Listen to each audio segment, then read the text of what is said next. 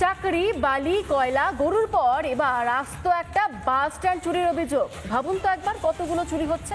গড়িয়া স্টেশনের কাছে আপনাদেরকে নিয়ে যাবো, যেখানে C5 এর বাস স্ট্যান্ড রয়েছে।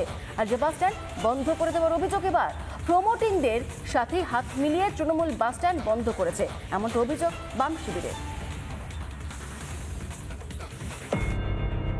কখনো জমি দখল করে দলের কার্যালয়, কখনো জলা জমি বুঝিয়ে পেল্লাই বাড়ি, এইসব অভিযোগ তৃণমূলের বিরুদ্ধে এই রাজ্যে কম নেই।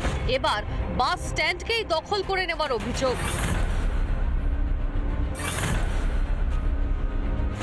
এবার এ বাংলায় আস্ত বাস স্ট্যান্ড চুরির অভিযোগ। গড়িয়া স্টেশনের পাশে C5 যে বাস স্ট্যান্ড ছিল, প্রায় 200টিরও বেশি বাস সেখান থেকে আগে ছাড়া হতো। এখন সেই বাসের সংখ্যা এসে দাঁড়িয়েছে 50টিতে। সেই বাস স্ট্যান্ডকে সরিয়ে দিয়ে সেখানে প্লটিং করা হচ্ছে এবং বিপুল মূল্যে সেই বাস স্ট্যান্ডকে বিক্রি করা হবে, এমনটাই কিন্তু অভিযোগ। আস্ত একটা বাস স্ট্যান্ড চুরির অভিযোগ। কমেছে বাসের সংখ্যা, ফলে ভোগান্তি সঙ্গী নিত্যযাত্রীদের।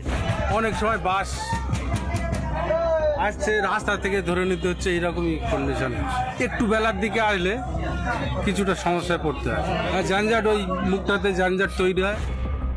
শুধু নিত্যদিনের ভোগান্তি নয়, বাসের সংখ্যা কমে যাওয়ায় আশঙ্কায় বাস চালকরাও। পুরোটাই বাস ছিল, বাস স্ট্যান্ড ছিল, বন্ধ হয়ে গেছে অনেকদিন হয়ে গেছে, 2 বছর 2.5 বছর। প্রচুর সমস্যা, লোকের গালাগাল খেতে খেতে জীবন শেষ, জ্যাম জট হয়ে যাচ্ছে রাস্তাঘাট, তার মধ্যে থেকেও তো করতে হয় না, কি করবো। তৃণমূলের জমানায় বাস স্ট্যান্ড চুরির শব্দটিও আবিষ্কার হবে তা হয়তো বাংলার কোনো মানুষই ভাবেনি। প্রমোটারদের সঙ্গে হাত মিলিয়ে শাসক দলই এই ঘটনা ঘটিয়েছে, অভিযোগ বাম নেতা সুজন চক্রবর্তীর।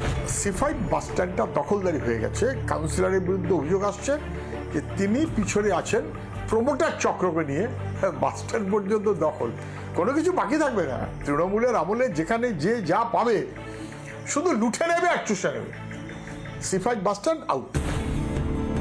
যদিও স্থানীয় তৃণমূলের বিধায়ক নাকি কিছুই জানেন না। দেখে নেব বুলিকে হাতিয়ার করে পিঠ বাঁচানোর চেষ্টা ফিরদৌসী বেগমের।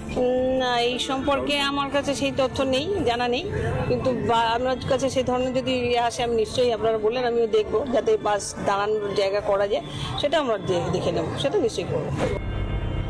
শিক্ষা, স্বাস্থ্য, চাকরি, এ রাজ্যে সবই গিয়েছে চুরি। এবার বাস স্ট্যান্ডও চুরির অভিযোগ। শিল্প, স্বাস্থ্য, শিক্ষায় পিছিয়ে গিয়ে চুরিতে এগিয়ে মমতার বাংলা। ক্যামেরায় শামীমের সঙ্গে আলমগীর, রিপাবলিক বাংলা, সোনারপুর। নানা ধরনের কন্টেন্ট দেখার জন্য লাইক করুন, শেয়ার করুন আমাদের ফেসবুক পেজ, সাবস্ক্রাইব করুন আমাদের ইউটিউব চ্যানেল। পাশাপাশি অন্যান্য ব্রেকিং নিউজের জন্য অবশ্যই চোখ রাখুন রিপাবলিক বাংলায়।